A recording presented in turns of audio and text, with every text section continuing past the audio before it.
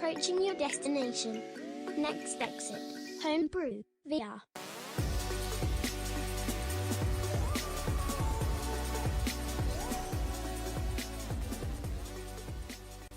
Hi, and welcome to Homebrew VR.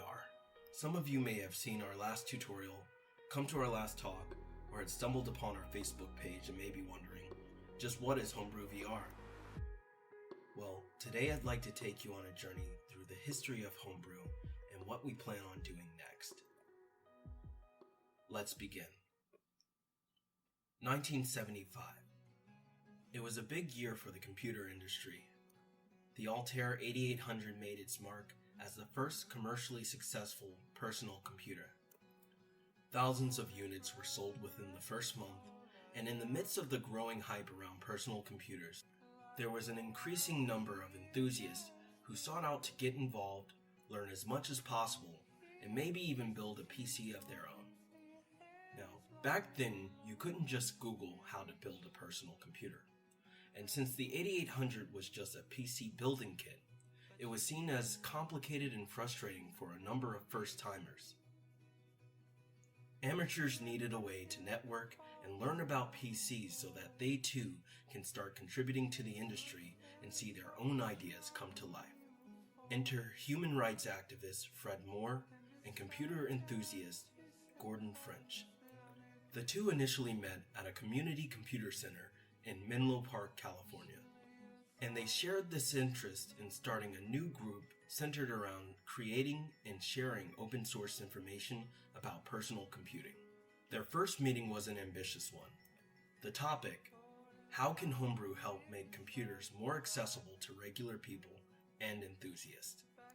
Among the group of attendees was Stephen Wozniak, Jerry Lawson, and Adam Osborne.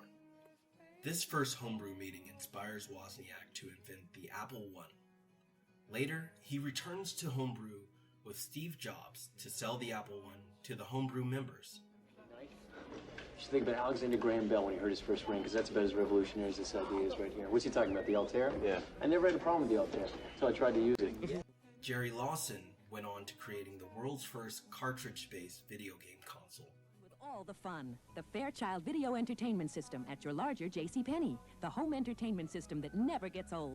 And for Adam Osborne, he went on to inventing the Osborne I, the world's first portable computer. That is, a PC with a monitor and keyboard attached.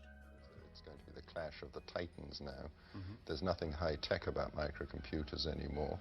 It's very simply, it's like building a washing machine or a refrigerator, quite honestly. It's the economics of volume and reliability, and that's it. It's funny to think that some of the greatest influencers in the PC market came out of a small get-together in Gordon French's garage. Without Homebrew, who knows whether or not these three would go on to pioneering the PC market.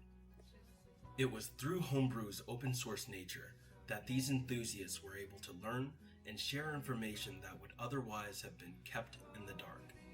And just as with the PC market, virtual reality is growing in enthusiasts, who at the moment might be amateur, but are in search of the knowledge needed to see their ideas come to life. Homebrew VR is founded on the principles of the Homebrew Computer Club in Stanford. We are enthusiastic about open sourcing code and techniques in the VR community so that we can unblock the future Steve or Stephanie Jobs of the VR industry. In the coming months, we'll be churning out a number of open resources to the VR community. But Homebrew VR isn't just about the content created by this channel. We need your help in creating content too. Homebrew is a place where we can share open source resources and where you can also publish your findings. You can visit the Homebrew Facebook page and this YouTube channel to continue to see new open source content for the VR community. There, we'll soon be publishing our next tutorial on how to create an infinite universe for VR experiences. And of course, I'm talking about procedural generation.